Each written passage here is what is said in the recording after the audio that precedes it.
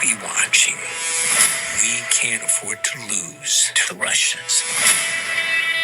We need to shoot the backup version of the moon landing. You mean to fake it? No one can ever know what we're doing. I cannot accept that. They will shoot you. What is my budget? Oh, boy. So, just got back from seeing Scarlett Johansson and Channing Tatum's new movie, Fly Me to the Moon, which comes out July 12th. Now, the trailer you just saw is pretty much a premise of the movie. Scarlett Johansson is an advertisement, and she is hired to basically sell the moon landing. And this is coming off historical facts, what happened in the early 60s, and it comes off of Apollo 1, which kind of exploded, and Channing Tatum's character Cole is ahead of NASA's program, and he feels conflicted about going into this new space program, which happened to the last Apollo 1, how it exploded. And basically he comes together with Scarlett Johansson so they can basically off launch, obviously, the first moon landing in Apollo 11.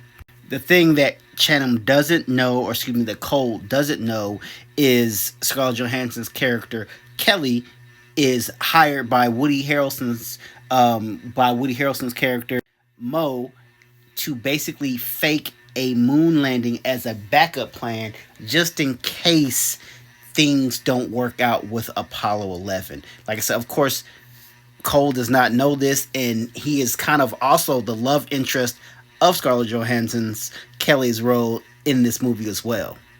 I have to say, this movie had a lot of twists and turns in it that I was not expecting. I thought Scarlett Johansson was amazing in this movie. Like, I could see her maybe even getting an Academy Award nod for this movie. But the person that stole the show from me in this entire movie was this person. Jim Rash, who played this awkward director. And he was basically, he was the director of the fake moon landing. And he was just so funny. Like, every time he got in the scene, like, he played a gay director. He was just so over the top, but he was so hilarious in this movie. But to me, this movie really touches on, like, a lot of different aspects of our history. Like, because a lot of people thought the moon landing was originally fake.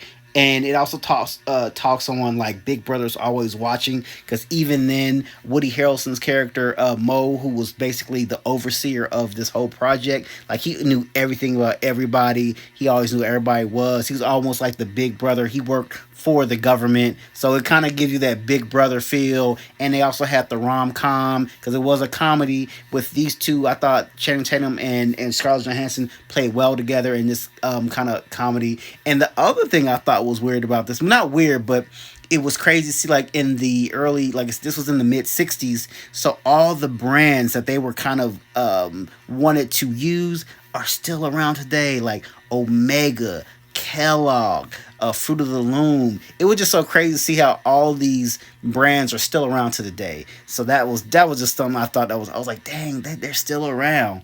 But all in all, a very funny, hilarious movie. The runtime was a little long. It was 2 hours and 14 minutes. They could have shaved off, like, 15, 20 minutes. It would have been, I think it would have helped a lot better with the fluidity of the movie. But all in all, funny movie. I would go see this movie again. Comes out July 12th. So like I said, got an early screening to it. So guys, please drop some comments. Let me know what you guys think once you do see this movie.